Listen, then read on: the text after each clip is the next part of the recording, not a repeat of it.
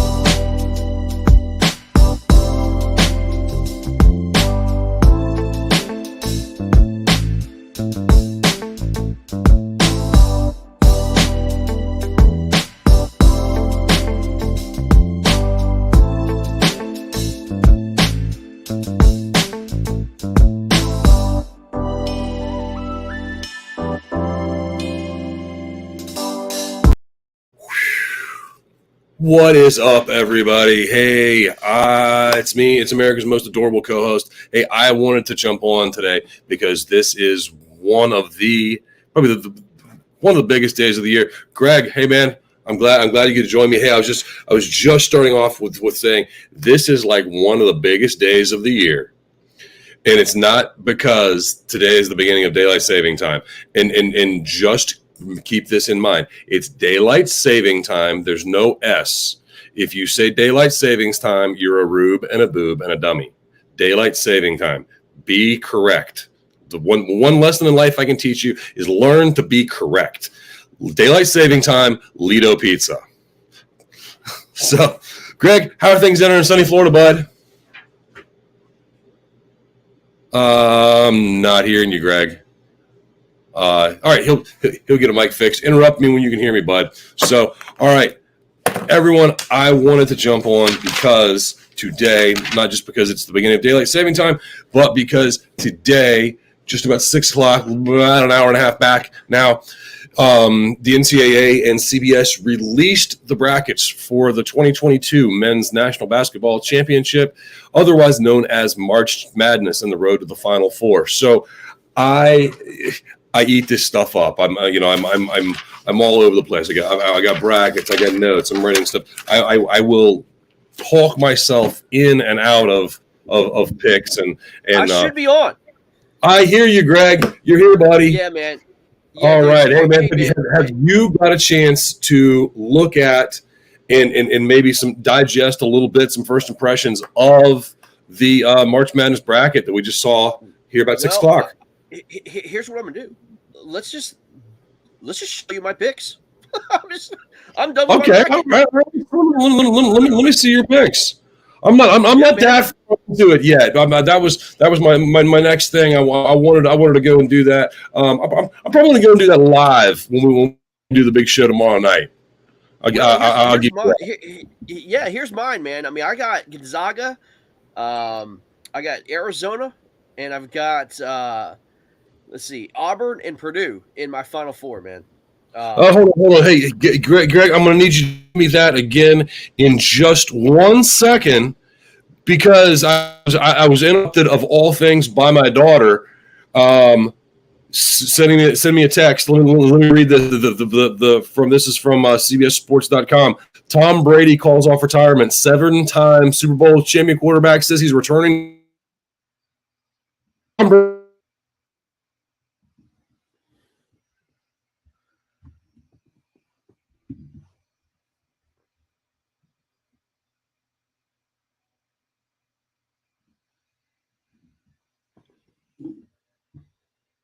We're coming back. We're coming. Hey, I can hear me and I can see me, Greg. I had a little Wi-Fi issue. I had to reboot. So I just saw that. I'm getting texts all over the place. Tom Brady's coming back to the Tampa Bay Buccaneers. Yep. I don't know if I kind of like dropped out there as I was saying it. Man, I'm jacked. I'm jazzed. I'm pumped. I'm full of them and vigor and piss and vinegar and everything else. Big sports news. I love this day, and now we got some Tom Brady news that we're going to talk about. This is what breaking sports news is going to happen. So while we're on air, Tom Brady decides to come back. Unbelievable. Yeah, I mean, I just got several texts. So everybody, if you're not watching, you ought to be. Tell all your friends that we're here covering this first. While ESPN is talking brackets, Greg, I think we have to talk about Tom Brady. I wasn't expecting to do that. I've got all my bracket stuff here that I want to talk about. Quick thoughts? Yeah. Well, I can't believe it. I don't understand. I don't understand it. I mean, okay. So my impressions were that him and Bruce Arians were not in a great relationship.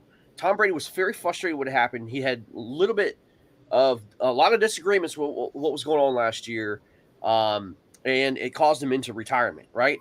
And I don't know. Maybe they're going to pay him, I don't know, $45-50 million this year to do it. I guess money talks. That's the only reason why I say Tom Brady would come back and do this. And also, running it back with the same team who, I mean, they've made the playoffs, but dude, they're over the cap space. They've got Rob Gronkowski's not coming back. That's I've got it here. You want me to read you the tweet that Tom Brady sent at 7:13 here today? Yeah, I do want to see that. Okay.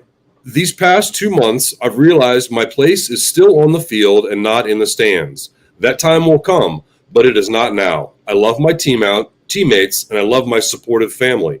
They make it all possible. I'm coming back for my 23rd season in Tampa. Unfinished business. Let's go. So, something very I don't understand. that I saw in there that you were talking about. He says, I love my supportive teammates. I love my supportive family. He didn't mention his coaching staff and ownership group there in Tampa at all. So, could he orchestrate Bruce Arians leaving? No, I don't think so, man. I mean, you can't. No, I don't think so. I think it's too late in the season to fire Bruce Arians. I don't think that's going to happen. But I'm here, Sam. I'm going to pull this up real quick. And that way we can. All right, look we're running on fly. Hey man, while we're talking football, did you get to see the new banner that my wife made? My awesome Commanders suck banner. That's awesome. All over my left shoulder. Let's read this out, Sam. Let's see. These past 2 months, I've realized the place is still on the field and not in the stands. That time will come, but it's not now. I love my teammates. I love my supportive family. They make it all possible. I'm coming back for the 23rd season in Tampa. Unfinished business. Let's effing go. Well, let me say this, man. There is no unfinished business. He's a 7-time Super Bowl champion. It is all finished. He is the record holder. You know what? Here's the deal. I saw a picture of Tom Brady on the field with Ronaldo. And I wonder, after seeing that game, if he got his competitive juices back watching Ronaldo play. I don't. Well, yeah, maybe possibly, but I think that his competitive juices were still flowing even when he made that retirement announcement. To me, that almost seemed half-hearted. I think that he from then wasn't ready to walk away, and it was almost instantaneously. It seemed that reports were.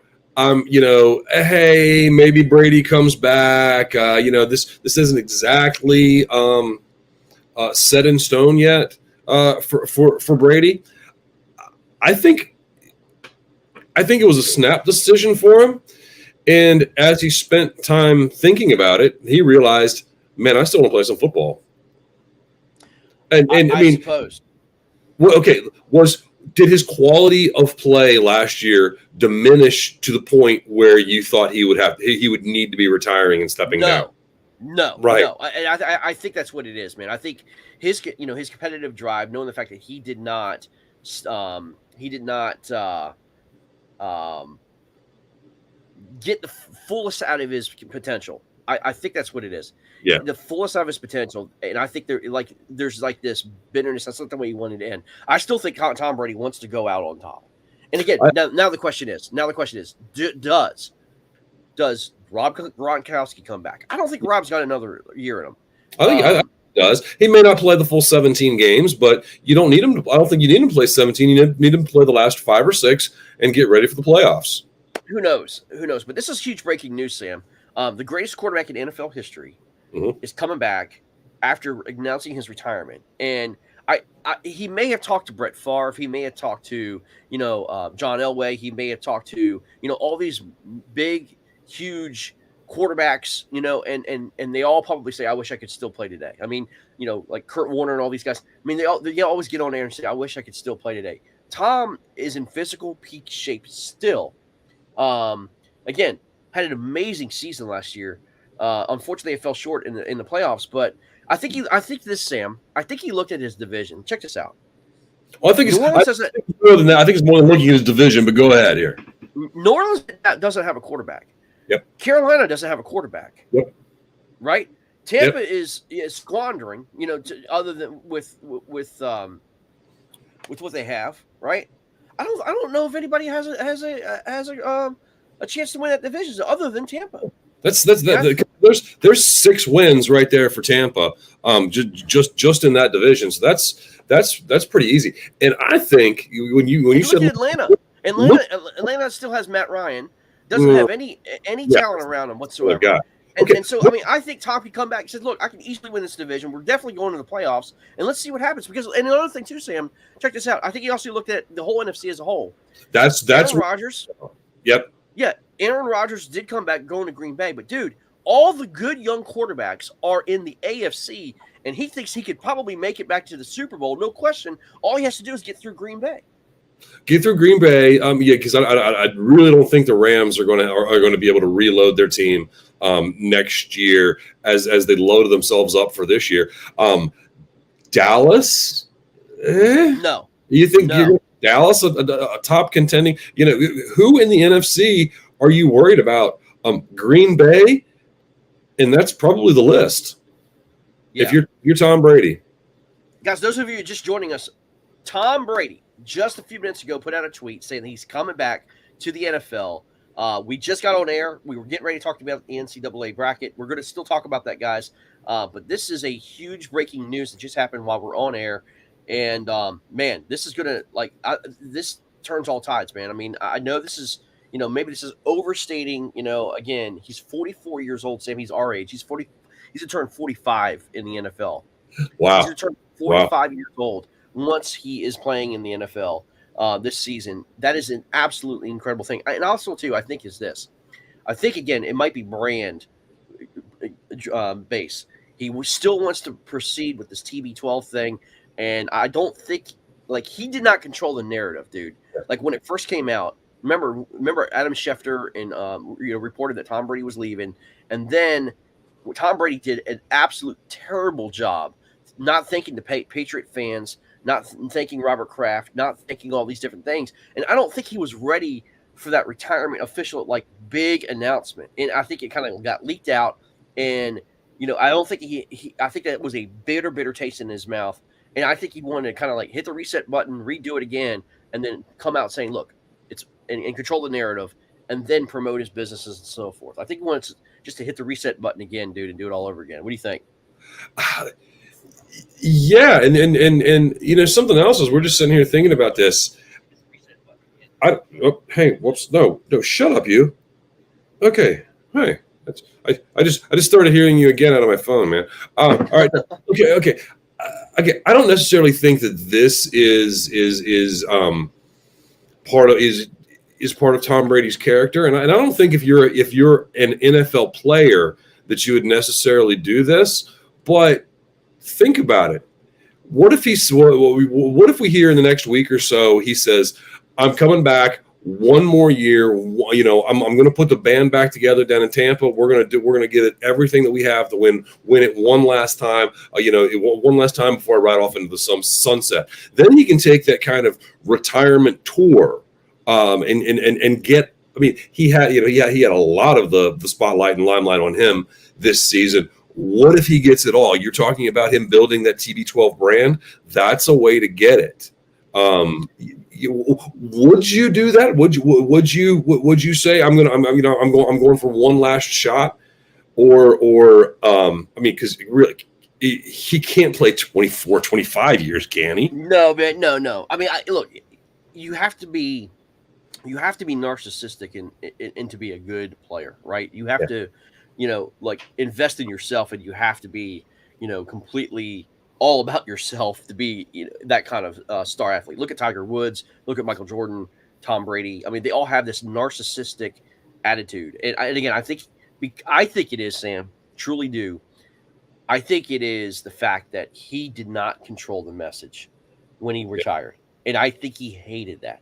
Again, and he dropped the ball. He got a lot of criticism out of New England for not thinking New England and all these other things. I think he wants to try to kind of change all that and redo it and hit the reset button and then do it the right way when he officially retires. But this is something else, man. And again, I think there's got to be a lot of talk with Bruce Arians and all these different other people. There's going to have to be some major, come to Jesus meetings with these guys and let Tom Brady go. But look, if I was Bruce Arians, like, let's go. Let's put all that aside. You're my quarterback. Let's go. Absolutely. I mean, I don't care. I don't care who you are. If you're Cleveland, if you're Dallas, and you had the chance to get one ride with Tom Brady, it'd be like, Dax, go set, buddy. You can watch Brady do it for a year. Yeah. Again, Tom Brady coming back to the NFL. But I've only got a couple more minutes, Sam. I do have to go, but I do want to get into this bracket real quick, man. All right, give me some. I wanted some quick thoughts. So you're going to give me a Final Four of Gonzaga, Purdue. Well, let me say this. My quick thoughts is this: Virginia Tech got robbed. I'm looking at it real quick. Virginia Tech won the ACC. Okay, they beat a very good Duke team that could do well. The ACC. They got an 11 seed. Okay, I think they deserved at least an 8 seed for winning the ACC. So for some reason, Sam, this committee disrespected the ACC all year. Absolutely. And I think Virginia Tech deserves a better seed than an 11 seed. I do think Virginia Tech's going to beat Texas, but dude, then they got to face Purdue the next round, and I think they get bounced. Yeah. That to me is unfair because, again, running the gauntlet in the ACC, Sam, that used to mean something. Yeah. I mean, what has happened? I mean, just quickly looking at this, the Big Ten has the most members in the tournament. I think I haven't got to count it out. Big Ten, SEC here yet, and seems like all of your Big Ten teams are in the higher end of the rankings. Sam, why did North Carolina get an 8 seed and Virginia Tech get an 11 seed? Why play the tournament conference championship then? Yeah, I know. You need to flip those numbers. I'm with you. I'll give you that. Absolutely. Yeah. Number two, the Atlantic 10 has 2 teams. It has Davidson and Richmond, okay, in the tournament. Richmond does not belong in this tournament. They lost the A10 championship. I'm sorry. The A10 only deserves 1 team. They're a minor conference, okay?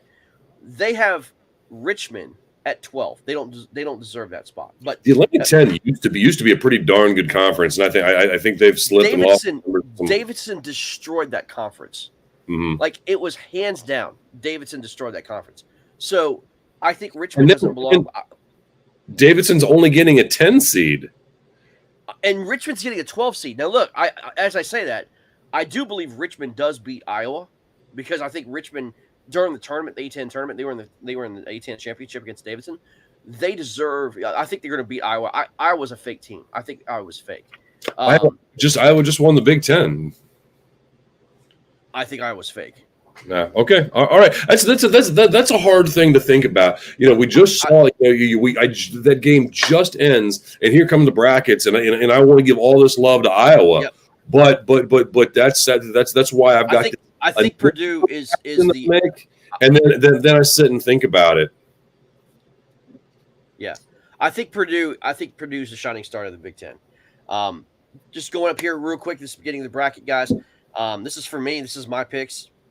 But obviously Gonzaga, the overall number one, well deserved. I think Gonzaga is going to run the gauntlet. I think Gonzaga has an easy way through the championship, dude. I think absolutely. I think Gonzaga does face Auburn in the championship. Gonzaga has the easiest road of all the number one seeds. I think Gonzaga has the easiest road. I think so. And one thing that I like to do when picking my bracket is I want to look at each region as a whole and try and say which team I believe in the most in that region that's going to win it, and I put them on the line to win that region, and then I work backwards, and that can then you can find yourselves some upsets. You can if you work backwards. It's almost in my opinion it's a smarter way if you are really really confident. I mean I think I'll say there's no less than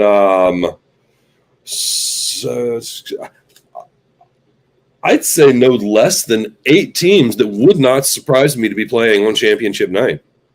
Yeah. Sam, hold on one second, okay? Yeah.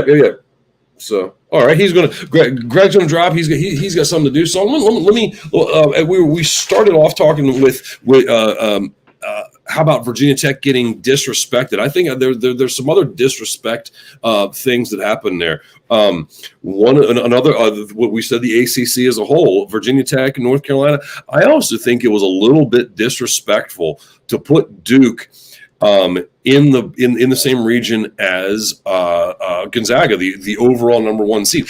Disrespect for the name of Duke, but the way Duke has played down the stretch, not very well. So I think that's what got them. I'm going to call Duke the number 8 overall seed because they're that would make them the last of the number 4 of the number 2 seeds. And so that's why they got put there. But I totally think that's the way that they played down the stretch. That North Carolina game and a Virginia Tech game where absolutely this team showed no heart. And a Mike Krzyzewski team showing no heart. I've seen it happen in games, and they usually turn out to be blowout losses for Duke. And those were 2 examples of it that you've just seen here in the last week. Iowa, I'm going to say that Iowa gets some disrespect for winning the Big Ten and getting as low as they are. I'm sorry, everybody. Look, I'm just shooting off. I just wrote down things real quick. I don't have everything that I want here. All right, I'm back. Greg, I'm talking about other teams I think got disrespected. I think Ohio State got disrespected with that matchup of that's 7 seed and that matchup of Loyola Chicago. I'll tell you right now, Loyola Chicago's beating Ohio State. That's who I have that too. I have Loyola Chicago beating Ohio State, as you can see. And let me just say this. I think going back to this down here at the East bracket right here. Okay. UCLA as a 4 seed. Mm-hmm. Man, UCLA, dude, I've got them going like deep into this deal. Okay. I understand Baylor. I do understand Baylor. Okay. Yeah. It was tough for me. Kentucky did not have a good end of the season. It was tough for me to look at Baylor and Kentucky. I thought Kentucky was actually going to get that number 1 seed, but I guess not. They're going to be stuck with the 2 seed. But I think UCLA is going to. I think UCLA is going to take Baylor to town. I really do. I love this UCLA team, Sam. I think this UCLA team is kind of like back in the. It's like a throwback. I like that, and just another way to think about that is if you are picking your bracket and you look at when you're picking in your Elite Eight round, and you're like, oh man, I've got 1, 2, 1, 2, 1, 3, 1, 3. That's not good. That is not a good setup.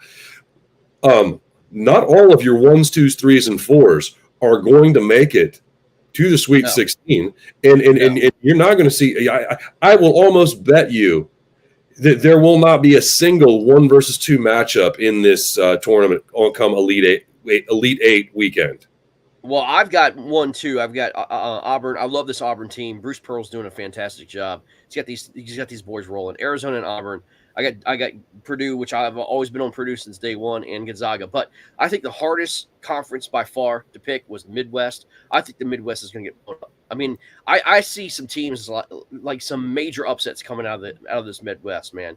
I see Miami, defeating USC. Miami could go pretty far, man. Jim Leonard. On that Miami USC thing right there, you want to talk about disrespected?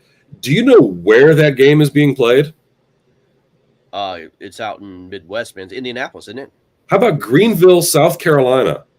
Oh man, that's crazy. So USC has play all across the country and let them play in almost Miami's backyard. Wow, that's insane.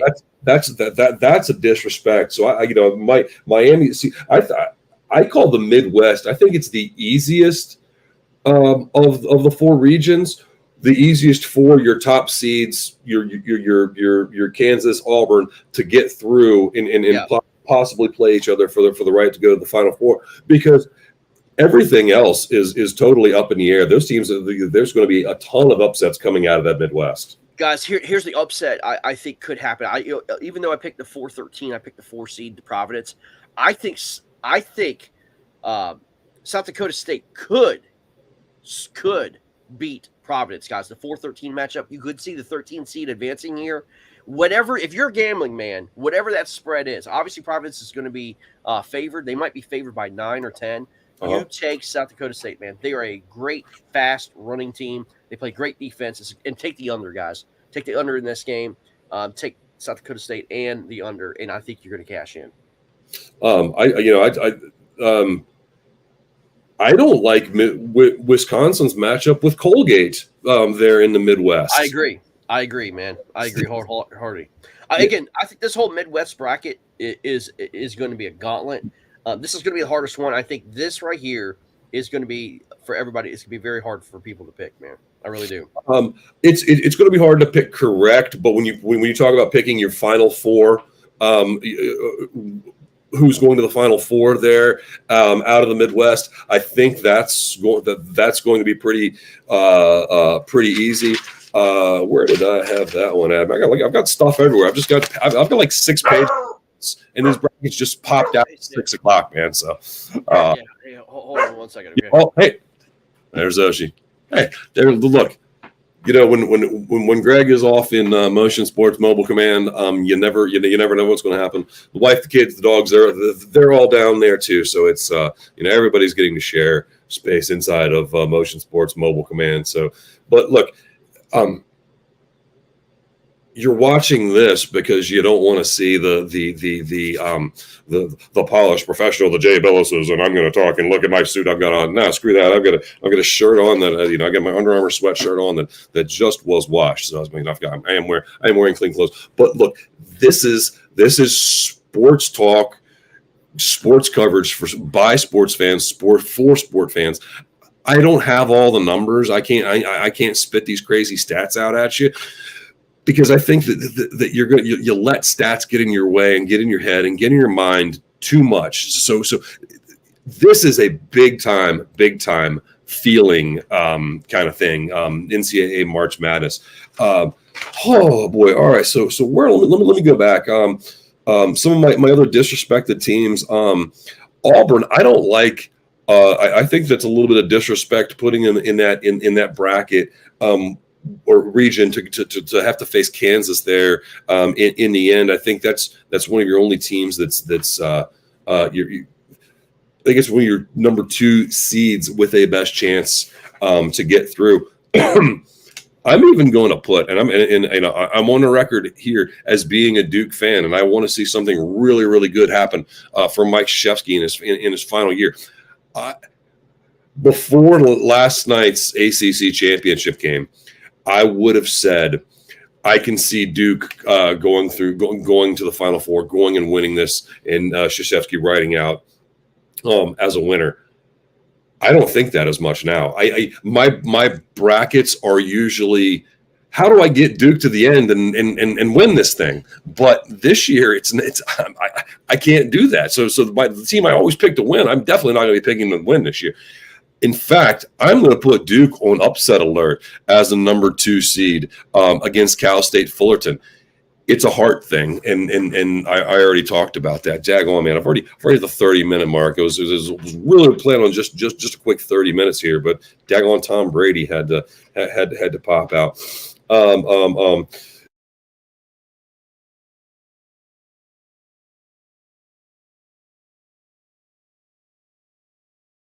Got an 8. Yep. Okay, good. Boise State gets an 8. St. Mary's gets a 5 seed. Murray State, the Racers, getting a 7 seed. Houston, a 5 seed. Colorado State, the 6. Man, there's some love going on to some mid majors, and I like that. As I said, with thinking about what to go and pick and how to get the team that you like the most to the Final Four, keep this in mind. Your top seeds are very vulnerable. A lot of these are younger teams with players who have only been together for a couple of years. The reason mid majors have been going on this upset tear for the last few years is because those teams have been together, stayed together, played together for a long time. So just thinking that, oh yeah, man, it's going to be 1, 2, 3, 4 in the Sweet 16. No way, not a chance. Hey, Greg, I went and looked, and I saw the Vegas odds for your top 5 teams to win. You want to take a guess at the top 5 there? Well, I think okay. So I would say it's probably gonna be 8-1. You've got probably 8-1 Gonzaga. Yeah, I don't have your odds, but I'm just your teams, right, your teams to win. Okay, so I'm gonna say Gonzaga number 1. They are number 1. Yeah. Okay, then I'm gonna go with Arizona number 2. Yep, you got it. And then I'm gonna go Auburn number 3. No, Auburn's not in the top 5. I didn't write down the top 5, so I'm not going to tell you where they are. How about the same conference? Tennessee. No, Kentucky. Vegas. This is Vegas. It's Vegas. It's Vegas odds, and Vegas likes the big boys because your number 5 are big boys as well. Number 4. So then you have Duke. Duke is number 4. Greg, would you bet your shoelaces that Duke is going to win this tournament? No. Not a chance. Not let alone my heart. Not after what I saw at the end of the season with them losing North Carolina at home and then losing to Virginia Tech in the conference championship. No, thank you. I don't want any part of Duke. I think they do make it to the Elite 8, and I think they get bounced. You think you had dropped off, but I'm putting Duke on upset alert. Oh, 100%. I agree. I mean, early upset, right? And number 2, yeah. And then number 5, I'm going to say Baylor. That's it. Yeah, that's your top 5. I mean, I'm going to say your winner is going to come from that mix, and maybe a Auburn, Tennessee. I really like going and seeing. I think Sam, the SEC this year was a very good basketball conference, and again, they beat the tar out of each other. You had Arkansas, you had Alabama, you had Kentucky, you have Auburn, you've got Arkansas. I started Arkansas already. LSU. I mean, I think there's like 6 or 7 teams in the in this conference, the SEC conference, that made this big dance. I think you said the Big Ten was number 1. I think SEC number 2. And I think Big 12 was number 3. But like I said, dude, this is not going. I think this is going to be a chalk tournament at the end of the day. I think your 1s, 2s, and 3s will make it through. However, I think it's going to be pretty ugly for your 3s, 4s, and 5s. All the way through early. You know what I mean? Yeah, I think you're going to see some higher seeds. and It happens every year, Sam. The higher seeds, there's always this Cinderella story, right? No, I don't see. I could see Colorado. Colorado State is a 6th seed. Colorado State is a 6th seed. I could see them as a Sweet 16, but as a number 6 making a Sweet 16, not really an upset. Loyola Chicago, I can see them getting there. South Dakota State, they've made some noise in the tournament before. Vermont, a number 13 seed. Vermont is Vermont in the tournament every single year? Do they win their conference every single year? Pretty much. Yeah, they always win. So that is a kind of a proven team. They make a Sweet 16. I won't be surprised. St. Mary's is a number 5. There's some Cinderella stories to look at and look for. But in the end, I don't know, man. I could definitely see Arizona getting tripped up. If Illinois can get that far. Hey, Sam, mark this down. Listen, I think out of the Midwest Conference, I think the team that you have to really worry about is a higher seed. Believe it or not, has the firepower on any given Saturday or Sunday. San Diego State beating Kansas. I think that could absolutely happen if they get by Creighton. Now, Creighton's no slouch. Right. San Diego State is always a team to watch out for. They are a covering machine, by the way. That's another team that makes the tournament seemingly every year too. Yeah, they make a bunch of noise. They make a bunch of noise, dude. But Kansas is a big, strong. Bill Self has a great team there. Big, strong, big guys in the paint. Can do a lot of damage. But San Diego State can run and gun like the best of them. Watch out for that matchup come the second round. I think the San Diego State could be on upset alert if they can hang with them early. Maybe only be down like 2 or 3 at halftime. I think that could be a major, major upset. So, I don't know, Sam. What game are you talking about again there? I'm talking about San Diego State beating Creighton and then San Diego State beating Kansas out of the Midwest. All right. Now, I have Kansas moving on, but I think San Diego State can actually take out Kansas. Yeah. So let me tell you. I don't know if I've ever told you. I think we've covered this a little bit before.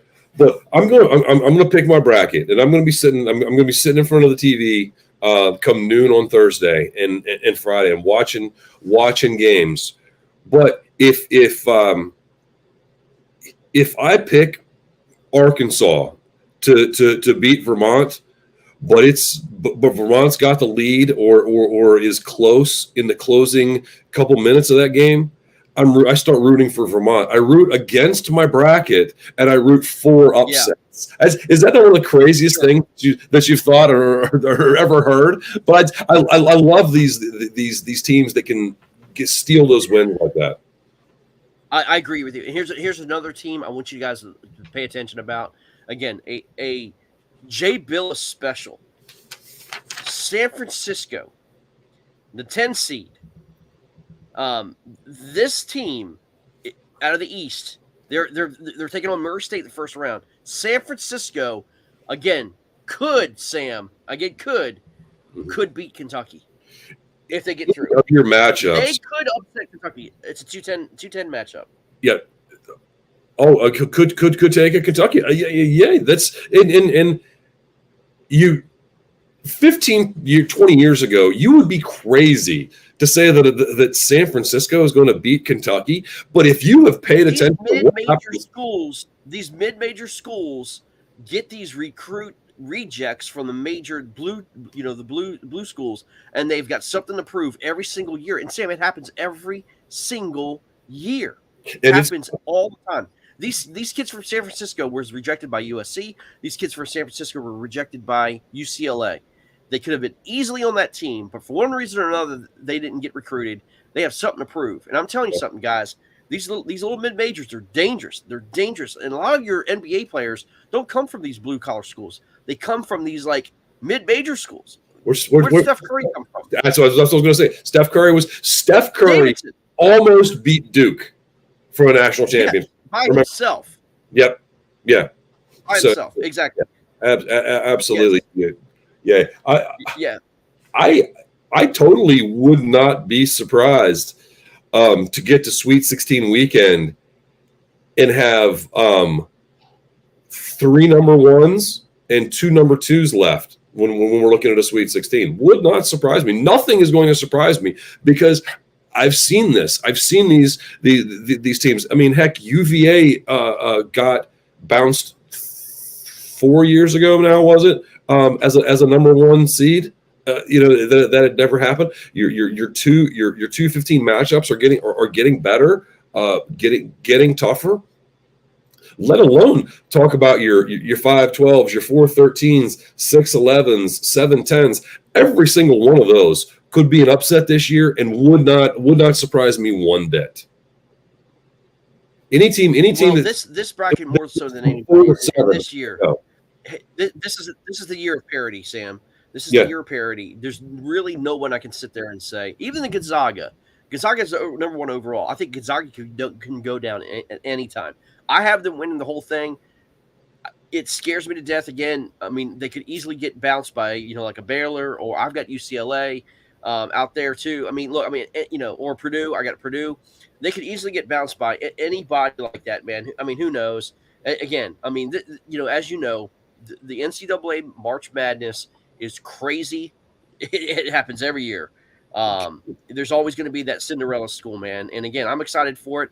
But Sam, I've got to get out of here. I'll see you tomorrow night, brother. Greg, I appreciate you jumping on here with me. I had a blast. I'm gonna finish up with some thoughts here with everybody who wants to stick around. So, all right, back to me. All mine again. All mine. I don't know why I shared that with that time. Shared my time with Greg. Why did I do that? Oh, because he created all this. He's the boss. He can come on and do it whenever he wants. Nah, man. Me, gosh. If I think back some probably 30 years now, 30 plus years now, when with Greg and I sitting there with the newspaper spread out before us, and we're doing all this thing. We've done it for 30 years, and so here we are doing it for everybody now. Let me just go through and go. I'm going to go region by region and give you teams that I like a chance to get through and get out. And this isn't even my total list. This is just a quick impression kind of list. Your 1, 2, 3, 4s, yeah, easy. In the West, Gonzaga and Duke. That's your 1 and 2. Texas Tech is a number 3. I even like them. The Texas Tech team has played very good in a very good Big 12 conference. And Michigan State, a down year for Michigan State, only sitting as a number 7 seed. But if you're going to bet against Tom Izzo and Michigan State, do that at your own peril. I'm not going to tell you that I like that team necessarily to come out of the West region, but I wouldn't really exactly be surprised either. So then to the East, I mean, this one's pretty chalky too. Baylor, UCLA, Purdue, Kentucky. There's your 1, 2, 3, 4. I also like Texas. I mean, what is it with me in the Big 12? Am I just overly Big 12 happy because of that's where West Virginia. You have West Virginia, terrible year this year, but if they had a little bit of a better year, I'm sure I'd be picking them with some chances to go far.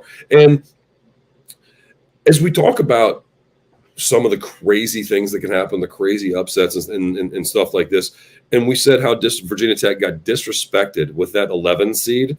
I could see Virginia Tech beating Texas, and then if you're Purdue, would you like to be having to break down the film of the last 5 games of Virginia Tech's season where they go through the ACC and pull an upset of a Texas? Heck no, you wouldn't. So if Virginia Tech makes a Sweet 16, I'm not going to be surprised. And then you're Kentucky worried about them. So there's a chance for a team that could really shake some stuff up and really make this thing look bad. I'm just going to keep on hypothesizing here. So I've got we got Virginia Tech that's going to beat Texas, and then they upset Purdue on a last second buzzer beater. Then it's time for Kentucky, and that team plays with that grit and determination and hustle that they played in the ACC championship with against Kentucky, and all of a sudden Virginia Tech is an Elite Eight team, and then you go up to the top part of that, and we talked about it earlier. North Carolina with a chance to upset Baylor. As a number 8 seed. So just saying that my fortune telling is correct here.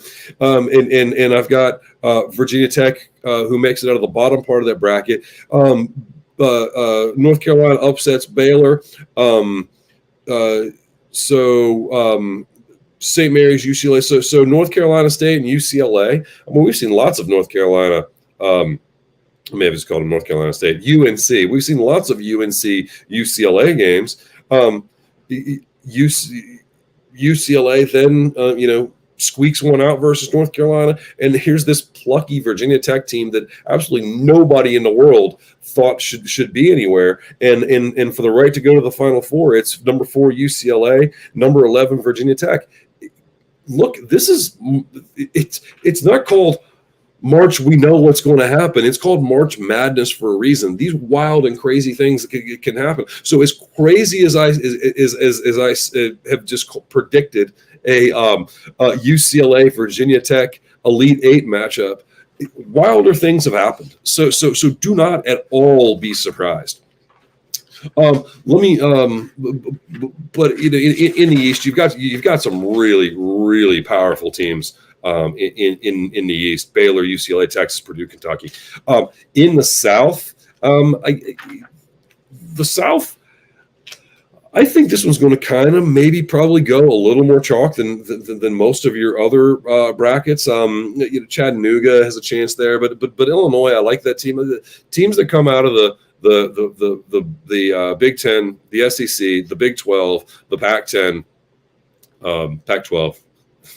Those are some of I think some of your better basketball conferences. I think the ACC has slipped a good bit here in recent years, so I'm not quite putting them in that level.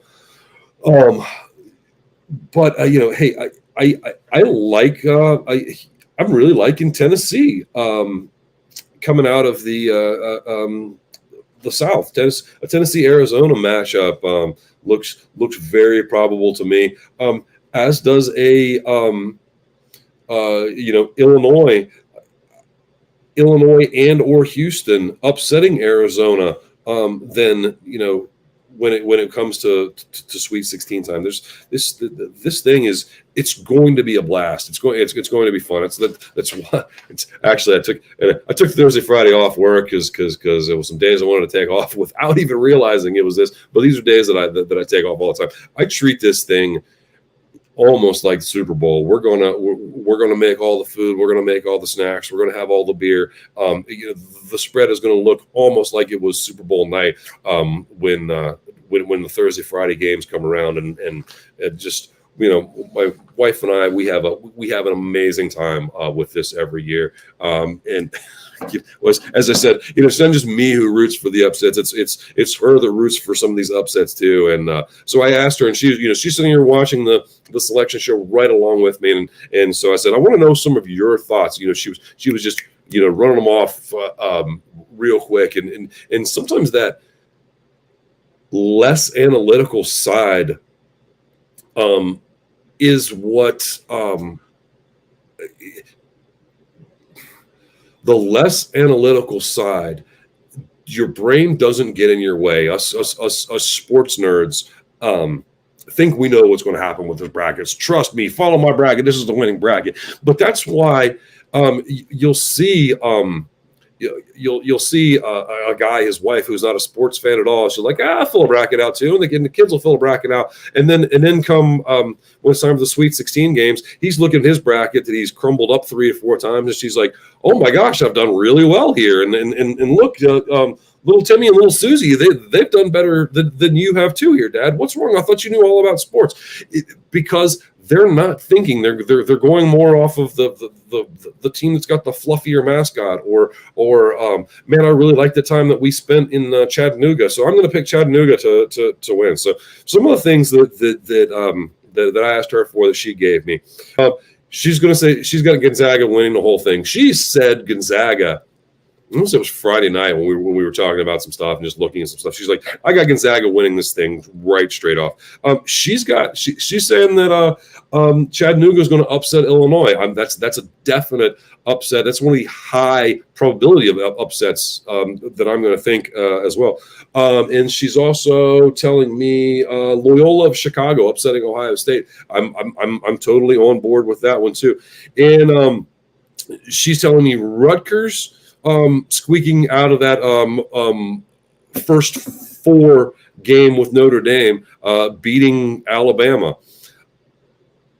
I'm not going to say, if I were any team setting 3 through 8, your teams, you're the ones that are in the prime upset part. Anybody setting 3 through 8, I would be worried about getting beat, about getting upset.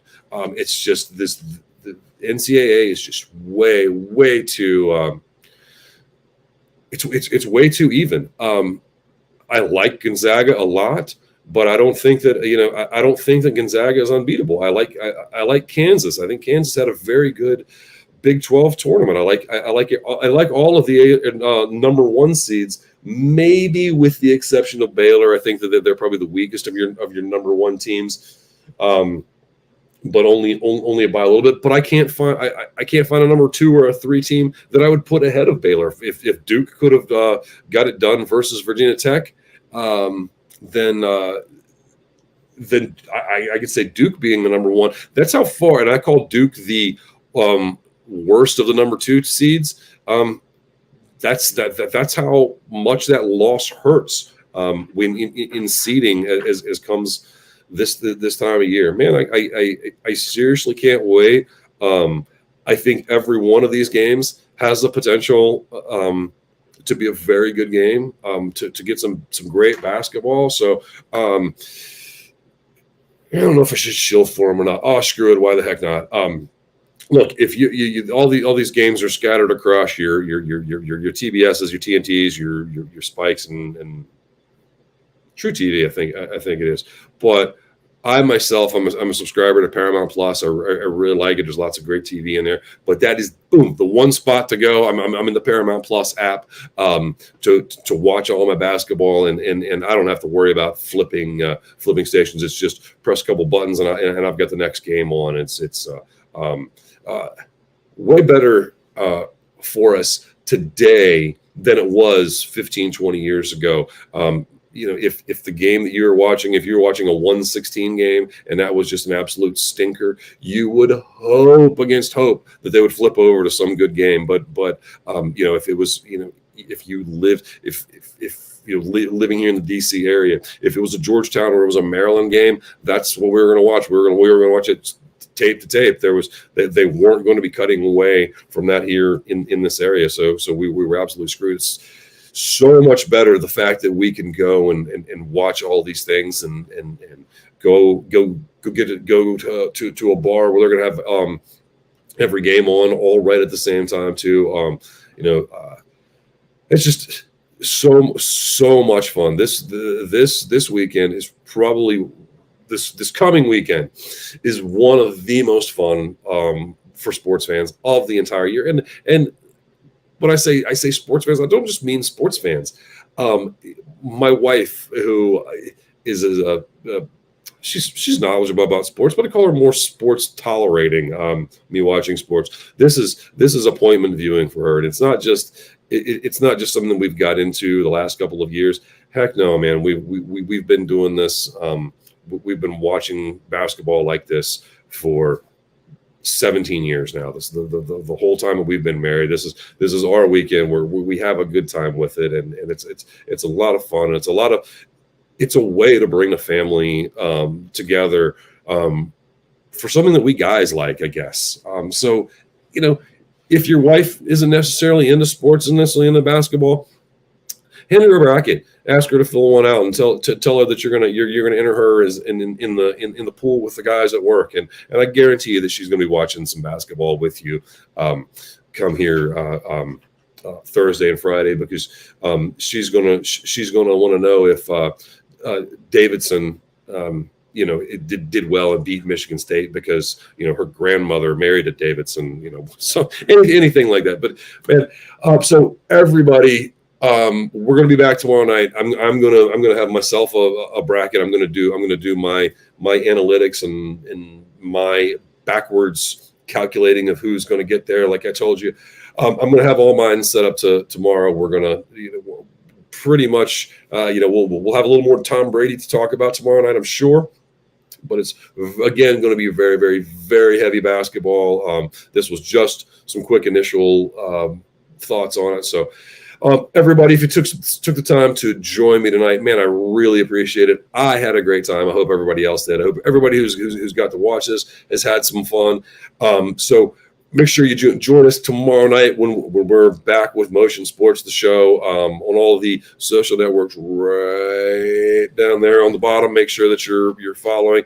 If you missed, this will be up on YouTube. Make sure that you've found the Motion Sports Network YouTube channel. Like, subscribe, make sure your notifications are on, because this is live on YouTube as well. So you're not going to miss it. I've almost done an hour. Everybody, thank you so much for your time that you spent here with me. Until tomorrow, this is America's most adorable co-host for Motion Sports Network signing off. I'll see you tomorrow. Thanks a lot. Bye-bye.